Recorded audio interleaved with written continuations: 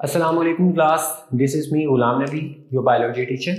Okay dear students, आज जो topic start करने जा रहे हैं chapter number 2 bacteria and viruses के अंदर से जो टॉपिक है वो है सेल मेम्ब्रेन ऑफ बैक्टीरिया। अब देखें, हम स्ट्रक्चर ऑफ बैक्टीरिया को डिस्कस कर रहे थे, तो प्रीवियस लेक्चर में हमने देखा कि बैक्टीरिया की जो सेल वॉल है उसका स्ट्रक्चर किस तरह का होता है, उसके कंपोनेंट्स किस तरह के होते हैं। तो आज जिस स्ट्रक्चर को डिस्कस करेंगे वो है cell membrane of bacteria. Dear students, ऐसा है कि बैक्टीरिया की जो सेल मेम्ब्रेन है इसको प्लाज्मा मेम्ब्रेन भी बोलते हैं, सेल मेम्ब्रेन को, ठीक है।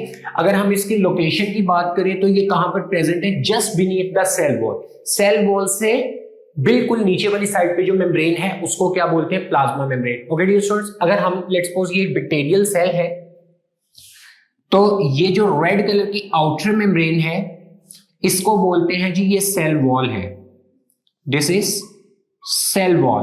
और आउटर मेम्ब्रेन के अंदर वाली साइड पे जो मेम्ब्रेन है, ठीक है। अब जैसे कि आप ये कह सकते हैं ये जो ग्रीन कलर का स्ट्रक्चर है ये इनसाइड मेम्ब्रेन है। सेल वॉल के बिल्कुल नीचे वाली साइड पे जो मेम्ब्रेन है इसका नाम है सेल मेम्ब्रेन, या इसको बोल सकते हैं प्लाज्मा मेम्ब्रेन। तो स्टूडेंट्स, ये थी लोकेशन किसकी? सेल मेम्ब्रेन की। ओके, अगर हम लोग बात करते हैं कि सेल मेम्ब्रेन कहां पर पाई जाती है, अब वो ये बात कर रहे हैं lies outermost in bacteria lack cell wall. अगर लेट्स सपोज एक बैक्टीरियल सेल है जिसके बाहर सेल मेम्ब्रेन नहीं है, ठीक है, जिसके बाहर सेल मेम्ब्रेन नहीं है, तो उस टाइम पे सबसे जो आउटर मोस्ट लेयर होगी वो कौन सी होगी? सेल मेम्ब्रेन या प्लाज्मा मेम्ब्रेन। कुछ बैक्टीरिया हैं जैसे कि माइकोप्लाज्मा और सार्कोप्लाज्मा, इनके अंदर सेल वॉल नहीं होती, तो इस टाइम बैक्टीरिया की सबसे आउटर लेयर कौन सी होगी? सेल मेम्ब्रेन, ठीक है। और अगर बैक्टीरिया के बाहर सेल वॉल है तो फिर सेल वॉल सबसे आउटर मेम्ब्रेन होगी या आउटर लेयर होगी। ओके डियर स्टूडेंट्स, ये थी इसकी लोकेशन। अगर हम केमिकल मेकअप की बात करते हैं या केमिकल कॉम्पोजिशन की बात करते हैं तो इसकी सेल मेम्ब्रेन के अंदर स्टीरोल्स नहीं होते। स्टीरोल्स जैसे कि आप कह सकते हैं कोलेस्ट्रॉल एक कंपाउंड है या मॉलिक्यूल है, तो ये इनकी सेल वॉल के अंदर प्रेजेंट नहीं होंगे। सो उसके बाद एक स्ट्रक्चर आता है मीजोसोम्स। अब देखें, कुछ कुछ पॉइंट्स ऐसे होते हैं सेल मेम्ब्रेन के कि जहां से ना सेल मेम्ब्रेन इन्वेजिनेट्स होती है, अंदर की तरफ धंसती है, और अंदर की तरफ धंस के वो वेसिकल्स का मतलब पाउचेस लाइक स्ट्रक्चर, ट्यूब्यूल्स का मतलब ट्यूब लाइक स्ट्रक्चर, और लेमिना का मतलब है flat sheet, flat thin plate या थिन शीट लाइक स्ट्रक्चर बना देती है। अब यहां से आपने डायग्राम से इसको देखना है। स्टूडेंट्स, ये देखें, लेट्स सपोज ये सेल मेम्ब्रेन चल रही है, ये अगर बाहर की तरफ इन्वेजिनेट जहां पर हो रही है ना, ये स्ट्रक्चर बन रहा है जी पिलाय।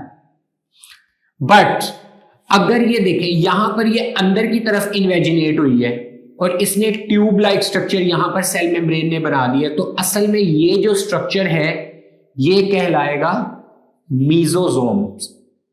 ये स्ट्रक्चर क्या कहलाएगा? मीजोसोम। वो किसी भी फॉर्म में हो सकता है, वेसिकल फॉर्म में भी हो सकता है, ट्यूब्यूल फॉर्म में भी हो सकता है, और लेमिलाई फॉर्म में भी हो सकता है। और स्टूडेंट्स, ये जो मीजोसोम है ये स्पेसिफिक किस्म के फंक्शंस के अंदर इन्वॉल्व होते हैं। अब वो फंक्शन क्या है? डीएनए की रेप्लिकेशन में इन्वॉल्व हो सकता है, मतलब डीएनए की कॉपीज बनवाने में मीजोसोम इन्वॉल्व होगा। उसके अलावा बैक्टीरियल सेल की सेल डिवीजन करवाने में, मतलब कि एक सेल 2 में डिवाइड, 2 से 4 में, तो वो भी कौन सा स्ट्रक्चर करवाएगा? मीजोसोम। और दूसरा, बैक्टीरिया के अंदर रिस्पिरेटरी सेंटर के तौर पे भी मीजोसोम एक्ट करता है, क्योंकि बैक्टीरिया के अंदर तो माइटोकॉन्ड्रिया प्रेजेंट नहीं होती, तो बैक्टीरिया ने रिस्पिरेशन करनी है जिसके नतीजे में एनर्जी बनानी है in the form of ATP. तो इस तरह जो रिस्पिरेटरी सेंटर के तौर पे एक्ट करता है बैक्टीरिया के अंदर जो स्ट्रक्चर, वो होता है जी मीजोसोम्स। ओके स्टूडेंट, ये था सारा का सारा जो टॉपिक हमारा यहाँ पे cell membrane of bacteria complete होता है। उसके बाद हम कुछ दो नए स्ट्रक्चर्स पढ़ेंगे बैक्टीरिया के अंदर, एक है साइटोप्लाज्म और दूसरा है उसका जेनेटिक मटेरियल। स्टूडेंट, अगर बात करते हैं ना बैक्टीरिया के साइटोप्लाज्म की, तो बैक्टीरिया के साइटोप्लाज्म के अंदर कुछ डिसॉल्व सब्सटेंसेस होते हैं और लार्ज स्ट्रक्चर्स होते हैं। अब देखें, लेट्स सपोज ये जो आपको बैक्टीरिया नजर आ रहा है ये सेल वॉल है, ग्रीन वाली सेल मेम्ब्रेन है, अंदर लिक्विड टाइप मटेरियल है, फ्लूइड जेली लाइक मटेरियल होता है, उसको बोलते हैं साइटोप्लाज्म। इस साइटोप्लाज्म में कुछ ऐसे सब्सटेंस होते हैं मौजूद होते हैं जो इजीली डिसॉल्व हो जाते हैं, और दूसरा कुछ लार्ज किस्म के स्ट्रक्चर्स भी इसके अंदर प्रेजेंट होंगे, उसको हम वन बाय वन डिस्कस करेंगे। तो ऐसे स्ट्रक्चर को बोलते हैं जी साइटोप्लाज्म। वो लार्ज स्ट्रक्चर कौन कौन से हो सकते हैं जो इसके साइटोप्लाज्म में प्रेजेंट होंगे? इसमें स्ट्रक्चर आ जाते हैं जी न्यूक्लियोइड का, इसमें स्ट्रक्चर आ जाते हैं जी राइबोसोम्स के, और इसमें स्ट्रक्चर आ जाते हैं जी मेसोसोम्स के। ठीक है स्टूडेंट, इसके साइटोप्लाज्म में साइटोस्केलेटन खास किस्म का स्ट्रक्चर होता है, ऑर्गेनेली है, और मेम्ब्रेन बाउंडेड ऑर्गेनेलीज इसके अंदर प्रेजेंट नहीं होती। ठीक है, इसी वजह से तो इसको क्या बोला जाता है, ये प्रोकैरियोटिक है। स्टूडेंट्स, उसके बाद जो स्ट्रक्चर हम वन बाय वन इन सारे स्ट्रक्चर को डिस्कस करते हैं, राइबोसोम्स, न्यूक्लियोइड और मेसोसोम्स को। और इसके अलावा इसके अंदर स्ट्रक्चर, सॉरी यहां पर मेसोसोम्स का स्ट्रक्चर नहीं है स्टूडेंट्स, ये जो स्ट्रक्चर है ये हमारे पास आ जाता है प्लाज्मिड। ओके स्टूडेंट्स, उसके बाद राइबोसोम के स्ट्रक्चर को स्टडी करते वक्त हम देखते हैं कि ये जो राइबोसोम टिनी ग्रैन्युलर स्ट्रक्चर्स होते हैं, और आपको ये पता होना चाहिए कि ये प्रोटीन की प्रोडक्शन के अंदर या प्रोटीन की फैक्ट्री के तौर पे राइबोसोम एक्ट करते हैं। अगर इनकी लोकेशन की बात करें तो ये साइटोप्लाज्म के अंदर या साइटोप्लाज्मिक मैट्रिक्स में फ्रीली डिस्पर्स या आप कह सकते हैं फैले हुए होते हैं। ये ब्लैक कलर का जो स्ट्रक्चर मैंने आपको बनाकर दिखाया है यहाँ पर, these are ribosomes, granular structures होते हैं, और राइबोसोम्स साइटोप्लाज्म के अंदर फ्रीली डिस्पर्स हुए होते हैं। या क्या हो सकता है कि ये जो राइबोसोम्स हैं, ये जो आपको प्लाज्मा मेम्ब्रेन नजर आ रही है ग्रीन कलर की, इसके साथ लूजली अटैच भी हो सकते हैं। तो ये जो स्ट्रक्चर है जी आपके पास, ये राइबोसोम्स के। ये स्टूडेंट्स, बैक्टीरिया का जो राइबोसोम होता है ना, क्योंकि बैक्टीरिया जो है वो प्रोकैरियोटिक है, तो इसका जो राइबोसोम है वो यूकैरियोटिक वाले से साइज के अंदर छोटा होगा। ठीक है, ये पॉइंट समझ आ गया। अब बैक्टीरिया का जो राइबोसोम है, अगर उसके स्ट्रक्चर की बात करें, सेडिमेंट का मतलब होता है सेंट्रीफ्यूगेशन का एक प्रोसेस होता है, उसके बाद इसके सेडिमेंट्स बनते हैं। ठीक है, डिफरेंट आप कह सकते हैं कि पार्टीशंस होती हैं इसके यूनिट्स के अंदर, एक लार्जर सब यूनिट बनता है, एक स्मॉलर सब यूनिट बनता है, और उस यूनिट का जो नाम होता है वो स्वेडबर्ग होता है। बेसिकली एक कह लें कि साइंटिस्ट था जिसका नाम था स्वेडबर्ग, उसने इस टेक्निक को या इस यूनिट को डिस्कवर किया था, तो उसका नाम, इस यूनिट का नाम हो गया उस साइंटिस्ट के नेम की बेस पे स्वेडबर्ग यूनिट।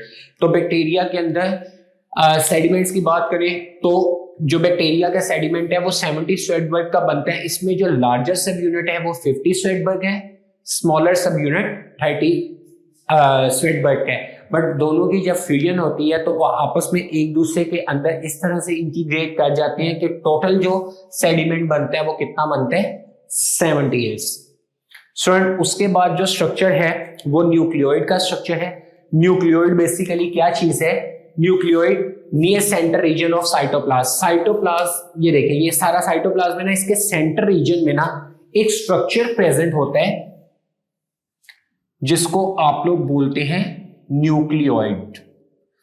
अब स्टूडेंट्स, ये जो न्यूक्लियोइड का स्ट्रक्चर है ना, ये बड़ा इर्रेगुलर सा होता है, इसकी कोई स्पेसिफिक शेप नहीं होती, और क्या होता है, डेंस सा एरिया होता है, एक स्याह सा, ऐसा एरिया जो स्याह हो, डेंस हो। ठीक है, और उसकी कोई इर्रेगुलर शेप ना हो, साइटोप्लाज्म के सेंटर में पाया जाता है। इस स्ट्रक्चर को बोलते हैं आप न्यूक्लियोइड। स्टूडेंट्स, अगर बैक्टीरिया की बात करें ना, तो हम लोगों ने डीएनए का स्ट्रक्चर पढ़ा है, या आप ये कह सकते हैं कि क्रोमोसोम्स का स्ट्रक्चर पढ़ा है। उसके अंदर डीएनए होते हैं और उसके अलावा उसके अंदर प्रोटीन्स होती हैं। तो जो बैक्टीरियल डीएनए है उसके अंदर हिस्टोन प्रोटीन्स प्रेजेंट नहीं होती। तो इस तरह से बैक्टीरियल जो डीएनए है उसके अंदर हिस्टोन प्रोटीन्स नहीं होती, तो विदाउट हिस्टोन प्रोटीन्स आप इनको कह सकते हैं कि ये बैक्टीरिया के क्या है, क्रोमोसोम्स हैं। लास्ट में जो स्ट्रक्चर आ जाता है ये बहुत इंपॉर्टेंट है, प्लाज्मिड। तो कुछ बैक्टीरिया के अंदर, तमाम बैक्टीरिया के अंदर नहीं, कुछ बैक्टीरिया के अंदर ना circular double stranded extra chromosomal DNA. देखिए बैक्टीरिया में डीएनए तो प्रेजेंट है और उस डीएनए के अंदर हिस्टोन प्रोटीन नहीं है। उसके अलावा बैक्टीरिया के अंदर एक स्ट्रक्चर आता है जी, देखिए वो स्ट्रक्चर किस तरह का होगा, सर्कुलर होगा, उसकी जो शेप होगी वो बिल्कुल राउंड होगी। ठीक हो गया, डबल स्ट्रैंडेड होगा, स्ट्रैंड दो होंगे उसके अंदर, और होगा वो डीएनए, होगा वो डीएनए, बट वो एक्स्ट्रा क्रोमोसोम्स वाला डीएनए होगा। दोबारा से बता रहा हूं, बैक्टीरिया के अंदर कुछ circular double stranded extra chromosomal DNA मौजूद होता है, उस स्ट्रक्चर को आप लोग क्या बोलते हैं? जैसे ये वो स्ट्रक्चर है, इस स्ट्रक्चर को आप लोग बोलेंगे ये है प्लाज्मिड, और ये भी साइटोप्लाज्म में ही पाया जाएगा। और स्टूडेंट्स ये जो प्लाज्मिड वाला स्ट्रक्चर है, इसकी इंपॉर्टेंस क्या है? ये सेल्फ रेप्लिकेटिंग होता है। सेल्फ रेप्लिकेटिंग का मतलब है अपने आप, यानी कि खुद ही कॉपीज बना सकता है, सेल डिवीजन से पहले भी, सेल डिवीजन के बाद भी ये अपनी कॉपीज या अपने आप को खुद रेप्लिकेट कर सकते हैं, अपनी आइडेंटिकल कॉपीज बना सकते हैं।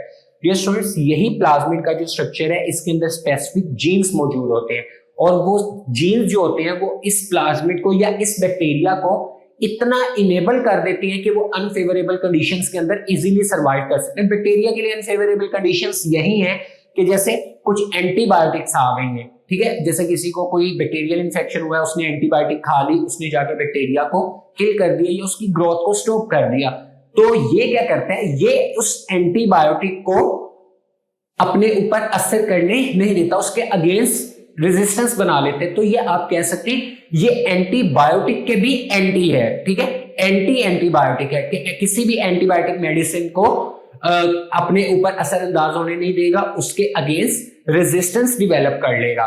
तो डियर स्टूडेंट्स, ये था स्ट्रक्चर जी प्लाज्मिड का। That was all from today's lecture. That was cell membrane of bacteria and cytoplasm at genetic material of bacteria. तो होप सो स्टूडेंट्स लेक्चर आपको क्लियर हो चुका है। Okay students, take care of yourselves. अल्लाह हाफिज।